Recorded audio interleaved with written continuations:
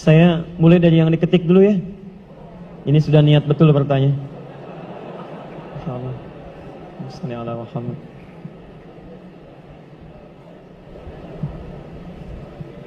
Bismillah.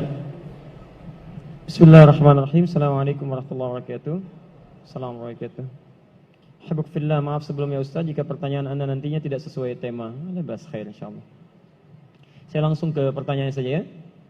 Ustaz, saya tahun depan mau menikah.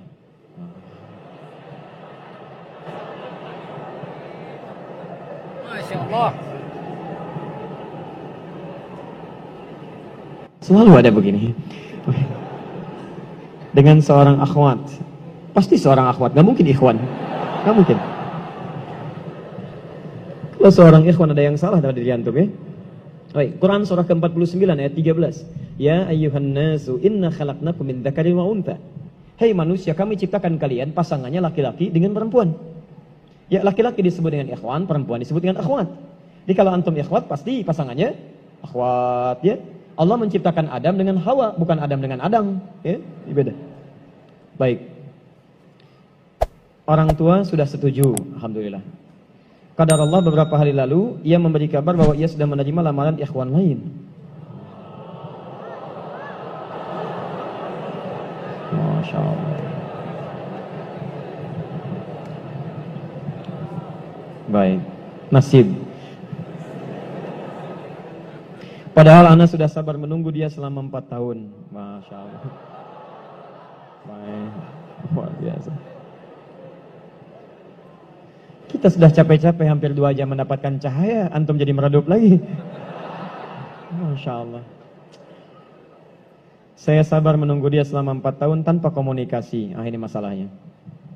Beri saya nasihat Ustadz agar saya bisa melupakan dia, agar Ana bisa fokus kembali. Allahu Akbar. Agar saya bisa fokus kembali menghafal Al-Quran dan hadis. Ini ujiannya.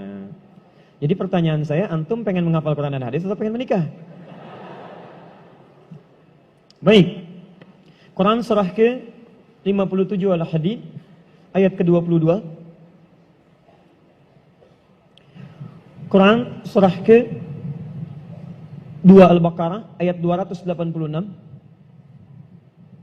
Quran surah ke-3 Ali Imran ayat 142. Posisi paling kiri sebelah atas.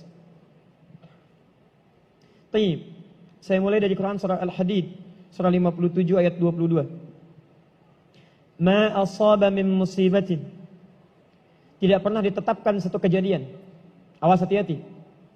Di bumi fil ardi wala fi anfusikum, atau menimpa dirimu.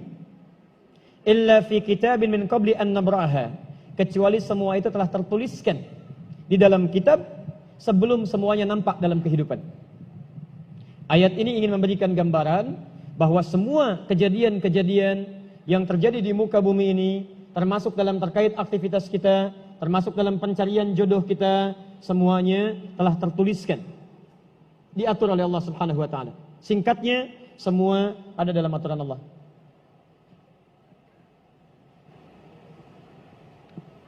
Fokus. Lihat, Allah telah mengatur si fulan hidup sekian sekian sekian, meninggal sekian sekian sekian, rizkinya sekian, jodohnya akan mendapatkan sekian sekian sekian. Sebagian tidak bisa diikhtiarkan seperti ajal nggak ada ikhtiarnya. Di Anda tidak bisa ikhtiar untuk bisa menunda atau mempercepat ajal, langsung. Nggak bisa diintervensi. Sebagian ada yang harus diikhtiarkan. Hukumnya sudah ada, cuman kita tidak tahu bagaimana dengan takdir yang telah Allah tetapkan. Maka untuk mendapatinya, maka ikhtiar kita untuk meraihnya. Maka ada sesuatu yang ditempuhnya dengan cara ikhtiar. Taib. Di antaranya ini, jodoh. Masya Allah. Allah telah tetapkan jodoh kita, diatur oleh Allah. Ini yang terbaik untuk kehidupan kamu. Tapi Allah merahasiakan kepada kita siapa jodoh yang dimaksudkan. Maka kita berikhtiar, yang dengan ikhtiar itu ada pahala didapatkan. Saya ulang, ada pahala didapatkan, ada kenikmatan dalam mencarinya. Bayangkan kalau kemudian nikah aja tiba-tiba tanpa ada pencarian.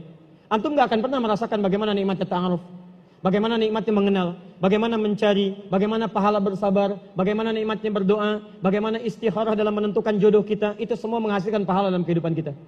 Maka yang pertama, lihat, Ketentuan Allah yang pertama, apapun ikhtiar yang telah Anda tempuh, maka semua ikhtiar ini tetap tidak akan keluar dari aturan Allah Subhanahu wa taala. Jadi kalau antum tadi sudah menunggu selama 4 tahun tanpa komunikasi, Masya Allah, sudah siap melamar, tiba-tiba Masya Allah dibalap oleh orang lain, kalah. Fokus. Maka bagaimana cara memahaminya? Perhatikan. Ikhtiar yang Allah tetapkan dalam aturan yang dibuat tadi, boleh jadi tidak harus selalu menyampaikan kita pada tujuan yang kita inginkan. Karena aturan Allah itu ketika ditetapkan, akan bersanding dengan maslahat bagi kehidupan kita yang menjalaninya. Ingat ini ya, ingat. Aturan Allah ketika menetapkan, fulan, rezeki kamu sekian, fulan, fisik kamu begini, fulan, jodoh kamu si fulan, si fulanah. Ketika Anda menempuhnya dengan ikhtiar, tidak harus kemudian Anda meraihnya sesuai dengan keinginan Anda. Contoh, maaf, Anda ingin misalnya sekolahnya ke ITB. Anda ikhtiar. Juara 1, juara 1, juara 1. Begitu tes di ITB, tidak lulus. Lulusnya ke IAIN. Misal, harap-harap ke ITB, masuknya ke IAIN. Harap-harap ke ITB, masuknya ke UNPAD. Ketika Allah kemudian menakdirkan Anda misal, keinginan Anda ke UNPAD. Keinginan Anda ke ITB, tapi kemudian tiba-tiba beloknya ke UNPAD. Bagaimana memahaminya? Perhatikan. Kadang jalan kehidupan yang telah Allah tetapkan, bukan harus menentukan hasil sesuai dengan yang Anda inginkan. Tapi Allah menetapkan sesuai dengan apa yang Anda butuhkan. Anda ingin ke ITB, tapi apa yang Anda dapatkan di ITB bukan maslahat buat kebutuhan Anda. Maka dibelokkan oleh Allah ke UNPAD supaya Anda mendapatkan apa yang Anda butuhkan dalam kehidupan Anda. Karena Allah mengabulkan apa yang Anda butuhkan, bukan apa yang Anda inginkan. Saya ulang, Allah mengabulkan hanya apa yang Anda butuhkan, bukan apa yang Anda inginkan. Ada 3 jenis cara pengabulannya. 1, jika kebutuhan Anda sesuai dengan maslahat kehidupan Anda meminta. Maka jika keinginan Anda dalam permintaan sesuai dengan kebutuhan Anda, maka segera dikabulkan. 2, ada yang ketika Anda memohon, Anda belum sanggup untuk mendapatinya. Nanti ketika Anda mulai sanggup, disitulah kemudian Allah berikan. Antum punya anak 5 tahun. Antum kaya, punya banyak uang, kemudian anak itu minta dibelikan motor. Dibelikan nggak? Uangnya ada, motornya siap dibeli. Anak baru 5 tahun, minta dibelikan motor, dibelikan nggak? Kenapa? Karena dia belum sanggup menggunakannya. Tapi Anda sampaikan, nah, papa punya uang, papa siapkan ya. Nanti ketika sanggup, baru saya berikan. Demikian ketika Anda meminta kepada Allah Subhanahu wa taala dan memohon. Maaf, Anda mohon, belum dikabulkan juga. Boleh jadi bukan Allah belum mengabulkan, tapi Anda belum siap untuk menerimanya. Contoh, Nabi Muhammad SAW berdoa kepada Allah supaya kiblat dipindahkan dari Masjid Al-Aqsa ke Masjidil Haram. Kapan berdoanya? Sejak di Mekah.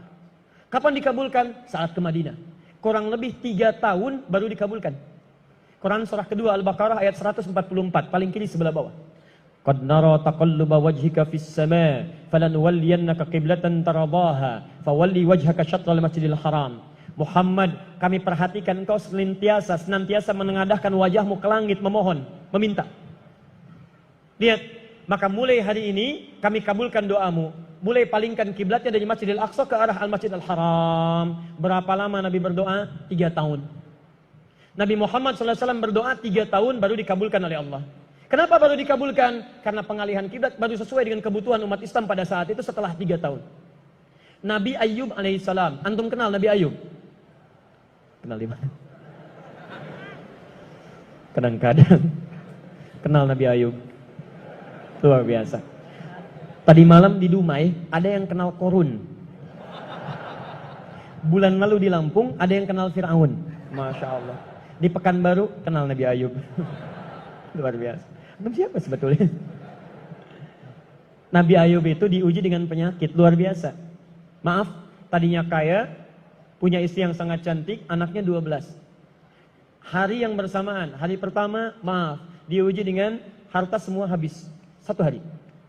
Hari kedua, anak semua meninggal.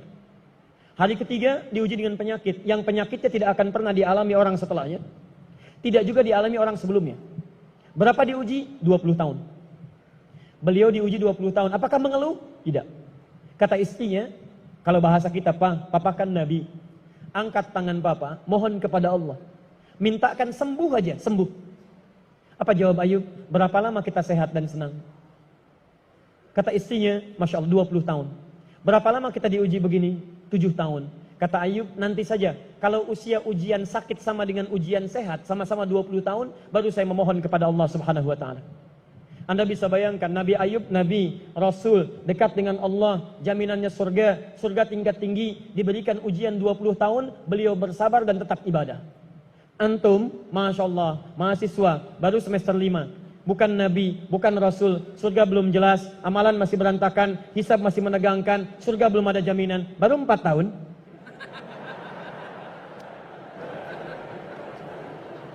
Itu yang terbaik buat antum. Yang terbaik. Jadi bukan berarti ketika Anda tidak mendapatkan dia, dunia hilang untuk Anda. Tidak.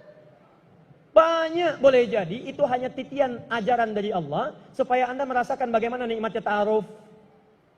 Supaya Anda belajar bagaimana mencari yang lebih baik lagi.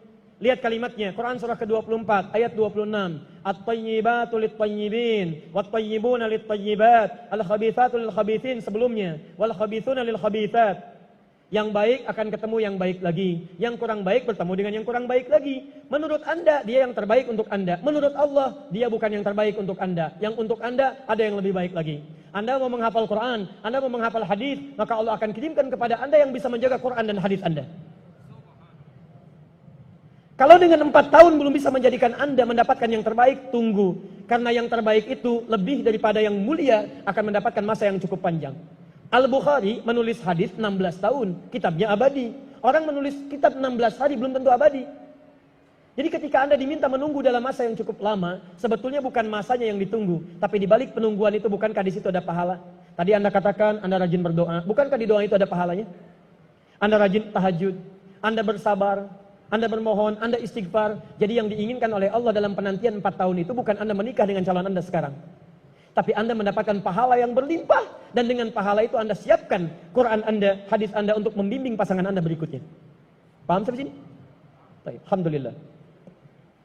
Jadi nggak usah kecewa ya, nggak usah kecewa. Baik, yang kedua, lihat kaidahnya. Supaya kita bisa sabar. Ya, supaya bisa sabar. 2, Quran surah kedua ayat 286. La yukallifullahu nafsan illa. Tidak mungkin Allah menguji seorang hamba kecuali dia sanggup untuk mengatasinya. Tidak mungkin Allah menguji seorang hamba kecuali dia sanggup untuk mengatasinya. Kita tolong baca kalimatnya dengan baik ya.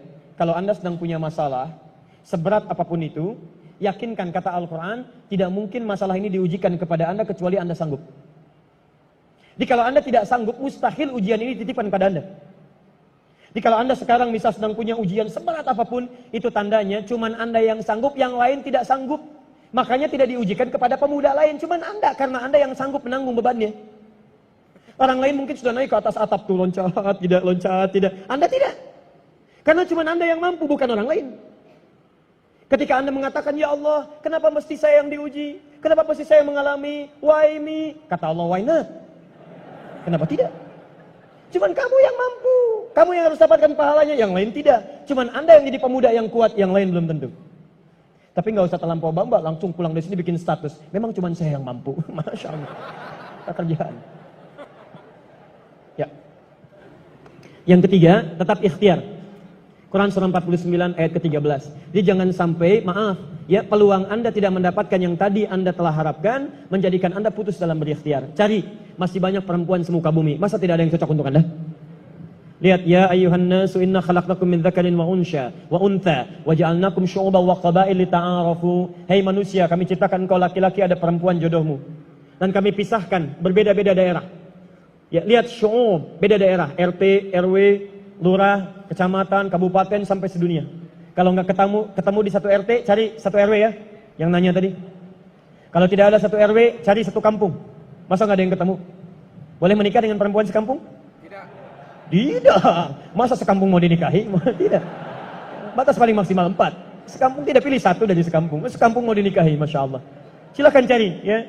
Anda tadi masih kuliah kan? Silakan cari, barangkali ketemu di kampus ya. Boleh menikah dengan seorang anak yang sedang kuliah? Tidak sedang kuliah masa dinikahi, pulang dulu dari situ ya. Pulang dari kampus, baik-baik di rumah baru nikah. Ini di kampus mau dinikahi. Ya. Cari silakan. Nggak ketemu misalnya, mohon maaf ya, satu kecamatan, kabupaten. Gak ketemu beda provinsi. Anda orang Riau, mungkin jodoh Anda ada di Jawa, cari. Ta'aruf. Gak ada di Jawa, ada di Sumatera, gak ada Sumatera, ada di Papua, luas. Indonesia terbentang 5.200.000 kilometer persegi, luasnya. Kata Ahmad Mansur Suryanegara, pakar sejarah, dalam bukunya Api Sejarah, halaman ke-19, paragraf yang kedua, baris 1 sampai 3, paling kanan sebelah atas. Luas Indonesia itu daratnya 2 juta kilometer persegi, lautnya 3.200.000 kilometer persegi. Daratan dan lautan, Masya Allah, 5.200.000 kilometer persegi. Masa nggak ketemu? Pulaunya 13.677 pulau. Itu belum termasuk Pulau Gadung dan Pulau Gebang. Ada semua. Nggak ada di Asia Tenggara, nggak ada Asia Tenggara di Asia, nggak ada Asia Amerika, nggak ada Amerika di Eropa, nggak ada Eropa di Afrika. Masa nggak ada yang cocok? Kalau tidak ada, mungkin antum ahli surga. Karena itu pun jodoh antum pun bidadari surga. Masya Allah. Tapi sebelum ke surga, baiknya menikah dulu di dunia ya. Sebelum kiamat kurang 2 hari. Tuh, mic aja ada pilihan. Masa antum tidak ada? Orang sudah Samarinda, antum sama dia aja. Bismillahirrahmanirrahim. Mushaf apa yang cocok untuk tahsin? Mushaf tahsin. Mushaf dibagi 3 bagian. 1, mushaf tajwid. Kedua, mushaf tafsir. Yang ketiga, mushaf tahfidz. Jadi kalau teman-teman ingin berinteraksi dengan Al-Quran, tolong fokuskan pada tujuannya dulu. Kalau Anda fokusnya untuk mempelajari baiknya bacaan, maka cari mushaf tajwid. Awas, hati-hati, cari mushaf tajwid. Apa cirinya? Kalau saya lebih cepat ya, kalau ingin cepat mendapatkan mushaf tajwid, antum cari yang terbitan Menara Kudus itu. Yang lokal. Ya, yang Menara Kudus itu yang hurufnya agak gemuk-gemuk itu, ya. Nah, itu menurut kami itu paling bagus untuk tajwid. Tajwid, ya. Mohon maaf ya, mohon izin. Kalau dulu tahsin itu nggak ada, adanya tajwid. Karena tajwid itu mengajarkan Al-Quran dengan baik dan benar. Lihat di kitab Hidayatul Mustafid fi Ilmi Tajwid, halaman yang pertama paling kanan sebelah atas. At-tajwidu lughatan al-ityanu bil jayyidi wastilahan ilmun yurafu bihi haqqahu mustahaqqahu min as-sifati wal mududi wa ghairi dhalika kat tarqiqi wa tafhimi wa nahwihima ma ghayatu ilmi tajwid ghayatuhu bulughun nihayati fi itqani lafzil qur'ani alamatul qiyam min al-hadrati nabawiyyati as-sahihati wa qila ghayatuhu sanul lisani al-khata'i fi kitabillahi ta'ala. Di belajar ilmu tajwid itu adalah belajar Al-Quran supaya bisa baca Al-Quran dengan baik, dengan benar, sesuai dengan yang ditunjukkan oleh Nabi SAW. Jadi kalau antum bisa belajar dengan baik dan benar, kenapa belajar dari yang salah? Kenapa muncul ilmu tahsin? Karena ada sementara orang belajarnya salah. Makanya penting ditahsin lagi untuk diperbaiki. Jadi kalau Anda ingin belajar dengan benar, cari mushaf tajwid. Sekarang sudah banyak. Ada yang pakai, maaf ya, pakai warna itu. Ada yang warna, ada yang hijau, ada yang merah, ada yang kuning. Dan diberi di bawahnya tanda wakafnya. Ya, tapi mushaf warna ini, saya tidak melarangnya, silahkan saja. Tapi kata para pakar, itu cenderung agak lambat dalam belajar. Karena ketika Anda membaca, Anda berpikir 2 kali lipat. Lihat warna ke bawah, baru simpulkan. Lihat warna, baru baca lagi. Masalahnya ketika tidak ada warnanya, itu jadi masalah. Paham? Nah, yang lebih cepat, Anda gunakan mushaf tajwid. Di antaranya ada yang terbitan Menara Kudus. Apa keunggulannya? Kalau mushaf Madinah, mushaf Libanon, itu biasanya menggunakan tanda-tanda tajwid yang terbatas. Misal 4 atau 5 tanda saja. Al-Baqarah ayat yang keempat. Walladzina yu'minuna bima unzila ilaik wa ma unzila min qablik wa bil akhirah. Akhirah. Tulisannya begini. Al-akhirah. Perhatikan. Kalau di pusat-pusat luar, itu ditulisnya seperti ini. Wa bil akhirah. Nah, orang yang tidak pernah baca Quran sebelumnya, dia akan melihat kalau harakat fathah seperti ini, bukan fathah tegak, itu bacaannya pendek, nggak ada madnya. Maka dia akan baca keliru. Wabil akhirati hum yuqinun. Karena itu di sebagian tanda ada yang diberikan tanda begini lagi. Ya. Nah, orang-orang di Arab kenapa tidak menggunakan tanda seperti ini, langsung seperti ini? Karena mereka terbiasa mendengar Al-Quran. Karena terbiasa mendengarkan, maka tanda-tanda tajwidnya dicukupkan pada tanda-tanda yang umum saja. Nah, mushaf Menara Kudus itu memberikan tanda sampai spesifiknya. Jadi kalau ada yang seperti ini, langsung tandanya menggunakan bentuk seperti ini. Sehingga dibacanya ketahuan 2 harakat. Kalau ada misalnya huruf H begini, diberikan tanda waw di sininya. Supaya diketahui bahwa panjangnya bisa dibaca panjang 2 harakat. Paham terus ini? Baik. Yang kedua ada mushaf tafsir. Ya, mushaf tafsir. Kadang-kadang dipecah. Ada yang potongan-potongan, ada yang misalnya yang terjemahan, ada yang sampingnya ada asbabun nuzul, asbabul wurud dan sebagainya. Itu mushaf tafsir. Jadi kalau Anda ingin memahami makna Al-Quran, cari mushaf tafsir. Yang ketiga, mushaf tahfidz. Untuk menghafal. Saya ulang, mushaf tahfidz untuk menghafal Al-Quran. Ciri paling gampangnya, cari oleh Anda mushaf-mushaf yang sampingnya itu suka ada ayat potongan pojok.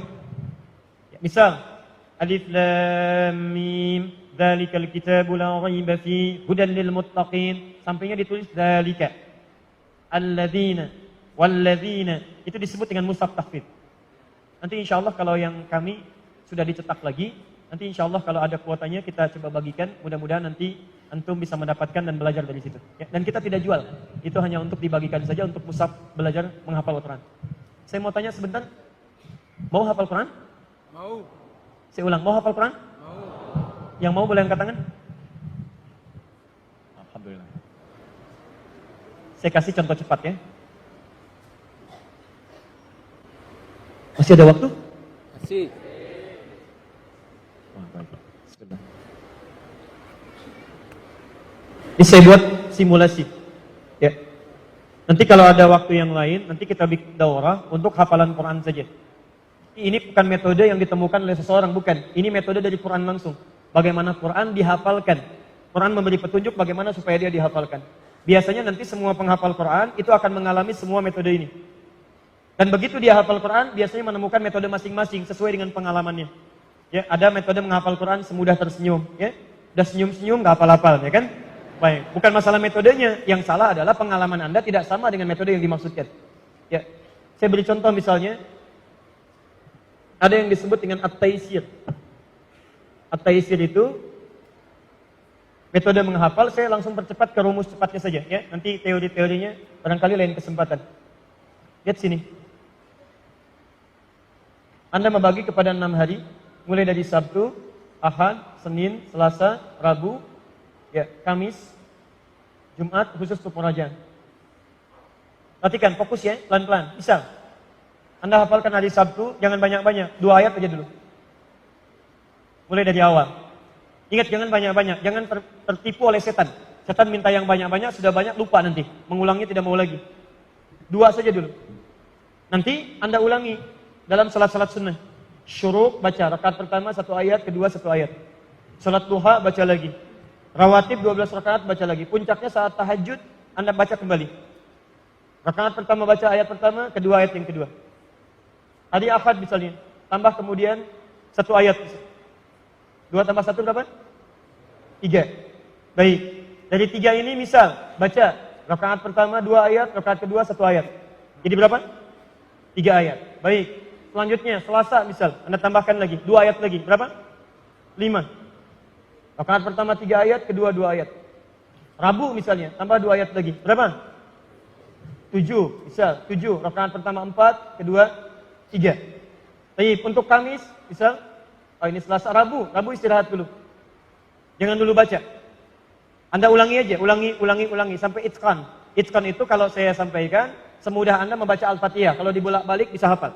Setelah Malik, Iyyaka na'budu. Setelah Bismillahirrahmanirrahim. Sebelum Alhamdulillahirrahmanirrahim. Bismillah. Nah, seperti itu hafalannya. Kamis, nanti hafalkan 1 ayat lagi. Ya, maaf, misal 4 tambah 3, 7. Ini tidak menghafal dulu. Kamis misalnya, misal tambah 3 ayat supaya genap 10. Misal saja. 7 tambah 3 berapa? 10. Rakaat pertama misalnya 5, kedua 5. Atau pertama 6, kedua 4. Jumat khusus untuk mengulang. Jangan menghafal.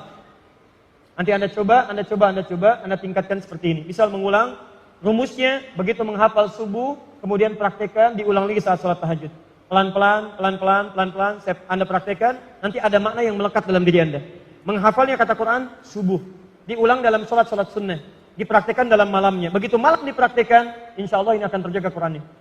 Mula-mula sedikit, lama-lama jadi banyak. Nanti kalau sudah jadi penghafal Quran, biasanya setiap hari itu 5 juz. Mulai Sabtu 5 juz, Ahad 10 juz.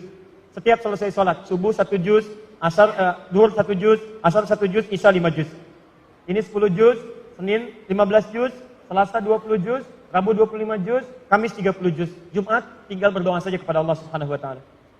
Nah, sekarang saya berikan contoh cepatnya misal. Mohon izin ya, kalau saya agak cepat.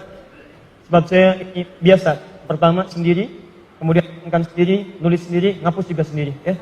Baik, antum tenang aja. Perhatikan sini. Saya berikan simulasinya. Lihat sini. 1, 2, 3, 4, 5. Lihat saya ajarkan cara cepat bagaimana menghafal Al-Quran dengan nomornya sekaligus. Perhatikan ya, pelan-pelan, fokus, siap. Baik, bismillah.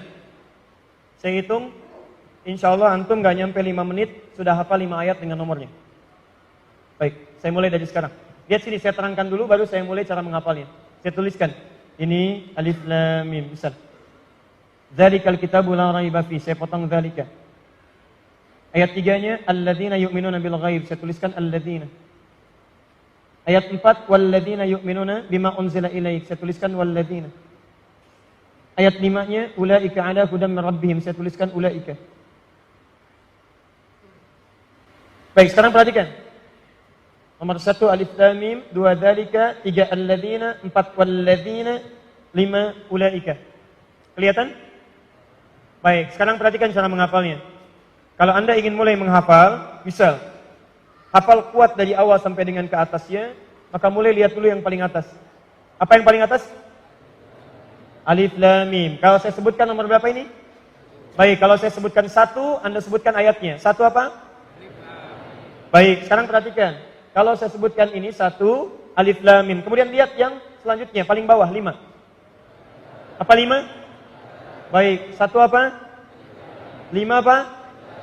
Nah, sekarang lihat. Berarti kalau ada di antara ini, itu yang pertengahan. Anda hafal awalnya, Anda hafal ujungnya. Berarti pertengahannya itu 2, 3, atau 4. Sekarang perhatikan yang mirip-mirip. 1 apa? 5 apa? Sekarang perhatikan. 3 dengan 4. 3, alladzina. 3? 3? 4, tinggal pakai wawu. Walladzina. 4 apa? Baik, 3 apa? Tinggal 2, dzalika. Baik, ulangi. 1 apa? 5 apa? 3 apa? 4 apa? Baik, 2 apa? Baik. Menghadap ke sana. Bismillah. Bismillah. 1. Alif lam mim. 5. Ulaika 3. alladzina 2. dzalika 4. walladzina. Gak nyampe semenit. Saya hapus dulu ya. Namanya siapa sih? Syekh Rashid. Syekh Rashid. Hafal Al-Quran? Insyaallah 30 juz. 30 juz. Baik. Sudah, gak usah ditanya. Alhamdulillah. Baik, untuk Syekh Rashid kami insyaAllah berikan hadiah 5 juta untuk Syekh Rashid insyaAllah. Baik, jazakumullah khair. Nanti kita transferkan ya. Baik, antum yang belum hafal, lihat fokus ini, saya tunjukkan.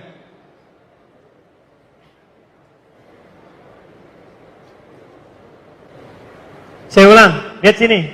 1 apa? 5 apa? 2 apa? 3 apa? 4 apa? Perhatikan, ketika semua huruf-huruf itu ada dalam benak kita, maka ketika Anda melihat huruf pun yang muncul itu Al-Quran. Perhatikan, ini apa? Bukan, ini kosong, nggak ada apa-apanya. 2. Jadi begitu Anda terbayang huruf, yang terbayang Quran. Jadi begitu disampaikan, ingatnya Quran. Masya Allah, Ustaz tinggal di mana? Di Bekasi. Nomor berapa? Nomor 6. Innal ladzina kafaru. Masya Allah. Ustaz, anaknya berapa? Dzalikal kitabu la raiba fihi. Istri berapa? Alif lam mim.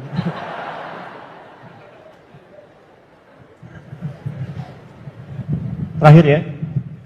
Nanti ada PowerPoint-nya kalau nanti belajar dari awal sampai akhir ya. Ini hanya sekedar simulasi saja. Saya ingin tunjukkan, Anda nggak nyampe 5 menit, itu tadi saya hitung, nggak nyampe 5 menit. Anda sudah hafal itu. 5 ayat dengan potongan, dengan nomornya. Anda selama ini kemana aja? Kemana aja selama ini ya? Waalaikumsalam warahmatullahi wabarakatuh. Ustaz, saya mau lanjut S2 di Timur Tengah jurusan hadis. Bagaimana cara daftar kuliah S2 di sana dan universitas mana yang bagus dalam jurusan hadis? silahkan antum coba keluarkan, ada peluang yang sangat banyak sekali. Ya. Hadis itu banyak yang bisa kita dapatkan. Misal di Madinah juga ada jurusan Jamiah Islamiyah untuk hadis. Tapi biasanya kalau untuk S2 itu agak tidak mudah untuk masuknya. Di Mesir juga ada, cukup bagus untuk jurusan hadis. Tapi di Mesir juga kuliah sampai 4 tahun. Ada gitu kan? Antum bisa dapatkan itu. Antum juga bisa ambil misal, ya, bisa misalnya di Tunisia Zaituna, itu cukup bagus. Fikih dengan hadisnya cukup baik. Ya, ada Om Dorman juga bisa antum lanjut ke sana. Ya, nanti kalau misalnya ini yang bertanya ingin lebih jauh lagi, nanti kami kirimkan linknya. Dan nanti insya Allah kalau ada kesempatan kita berikan rekomendasinya. Nanti kita kirimkan kepada Syekh di sana, mudah-mudahan bisa dibantu insya Allah. Ustadz, apakah dosa-dosa seorang hamba selalu diampuni oleh Allah? Karena dalam Al-Quran banyak ayat mengatakan bahwa Allah SWT Maha Pengampun. Ya, kalau Anda bertobat. Quran surah ke-4 ayat 17 sampai ayat 18. Dosa yang ringannya di Quran surah ke-2 ayat 286. Dosa agak berat di Quran surah ke-40 ayat ke-3. Agak berat lagi Quran surah ke-71 ayat ke-10. Lebih besar lagi Quran surah 39 ayat 53. Perhatikan, ada nama kesalahan disebut dengan khata. Ketika Anda berbuat salah, masih sedikit ringan, Allah ampuni. Sifat pengampunannya disebut dengan al-afu. Al-Baqarah Quran surah 2 ayat 286. Rabbana la tu'akhidna in nasina aw akhtana. Ketika Anda memohon ampunan, disampaikan dengan kalimat al-afu. Wa'fu anna. Al-afu sifat Allah memaafkan kesalahan Anda. Kemudian Anda lakukan dosa misalnya lebih daripada yang tadi, maka disebut dengan dzambun. Allah turunkan sifatnya namanya ghafir. Quran surah ke-40 ayat yang ketiga. Ghafiridz dzambi wa qabilit taubi. Anda berbuat dosa lagi lebih banyak, maka disebut dengan dzunubun. Dzunub. Allah turunkan lagi sifat namanya ghaffar, ghafarun. Quran surah Nuh ayat yang ke-10. Faqultu astaghfiru rabbakum innahu kana ghaffara. Kenapa Nabi Nuh menyebut kalimat ghaffar? Karena umatnya mulai meningkat level dosanya. Maka kata Nabi Nuh, "Hei, kalian berbuat dosa sudah banyak, tapi Allah Maha Pengampun. Sebanyak apapun bertobat, Allah pasti akan terima." Lebih banyak dari yang tadi, dzunubun ma'adz zulmi, ada zalimnya. Seperti orang menghambat orang ke masjid. Ya, Quran surah kedua ayat ke-114. Wa man azlamu mimman mana'a masajidallahi ayyudhkara fiha ismuhu wa sa'a fi kharabiha. Siapa yang lebih zalim dosanya dibandingkan yang menghambat orang ibadah ke masjid? Mau ke masjid dihambat, itu bukan cuma dosa tapi zalim. Maka ketika dia mau tobat, Allah turunkan kalimat yang keempat, ghafurun. Innallaha ghafurun rahim. Yang kelima, maaf, sudah mencegah orang ke masjid, sudah menggibahkan orang ke masjid, sudah juga mabuk, sudah juga tidak sholat, banyak dosanya, kemudian dia mau tobat. Maka diturunkanlah kemudian nama yang terakhir, namanya israf. Israf itu berlebihan, dosanya banyak. Maka diturunkanlah sifat Allah yang kelima, yang mengampuni semua dosa yang berlebihan, namanya Rahim. Quran surah 39 Az-Zumar ayat ke-53. Qul ya ibadiyalladzina asrafu ala anfusihim la taqnatu min rahmatillah. Qul ya ibadiyalladzina asrafu ala anfusihim la taqnatu min rahmatillah. Katakan Muhammad pada hamba-hambaku, masih di aku hamba. Bapak punya anak, nakalnya luar biasa. Sudah mencederai rumah tangga, sudah membuat kehormatan Anda hilang, tiba-tiba kemudian diusir dari rumah, datang balik lagi mau minta maaf. Diterima enggak? Pertanyaan saya, kalaupun Anda menerima, sikap pertama baik atau tidak? Belum tentu, kadang-kadang cemberut. Kadang Anda katakan, jangan kesini lagi, kamu bukan anak saya. Oh, lantas anak siapa? Allah tidak. Sifat Allah beda dengan hamba. Lihat kata Allah, qul ya ibad. Katakan, hei hambaku, masih di aku hamba. Anda punya banyak dosa, masih ada peluang untuk kembali. Ayo jangan putus asa dari rahmat Allah Subhanahu wa taala. Dosa kecil diampuni, agak besar diampuni, besar sekali diampuni. Kalau dengan semua tawaran itu Anda belum mau minta ampun juga, dengan cara apa lagi Allah mengampuni Anda? Mohon maaf, saya tutup. Sebelum nyawa kita sampai di kerongkongan, selalu ada kesempatan untuk kembali. Saya beri contoh Fir'aun. Itu jahatnya kurang apa lagi, komplit bu, Pak. Mengaku Tuhan, ana rabbukumul a'la. Orang sekarang paling banter ngaku nabi, dia ngaku Tuhan. Yang kedua, maaf, hobinya bunuh orang. Quran surah 2 49. Yudzabbihuna abna'akum. Dia suka menyembelih orang lain. Maaf, menantang nabi. Yang paling luar biasa, saking Allah adilnya memberikan petunjuk untuk berubah, dikirimkan 2 orang nabi supaya dia berubah. Quran surah ke-20 Toha ayat 43 sampai 44. Lihat kalimatnya. Idhaba ila fir'auna innahu tagha. Musa dan Harun pergilah kepada Fir'aun, berikan dia petunjuk, dia mulai menyimpang. Satu orang mengaku Tuhan, hobi bunuh orang, menantang Rasul, maksiat banyak, tapi hukum Allah masih berlaku sebelum nyawanya sampai di kerongkongan. Kata Allah, Musa dan Harun, 2 orang nabi sekaligus, untuk 1 orang. Kita sampai kiamat, nabinya cuma 1, gak pernah ketemu. Saking sayangnya Allah. Dan hebatnya ayat ke-44. Faqula lahu qawlan layyina, la'allahu yatadzakkaru aw yakhsha. Tolong ingatkan dengan lemah lembut, jangan kasar. Mungkin dengan kelembutan itu dia mau sadar dan mulai takut kepada Allah Subhanahu wa taala.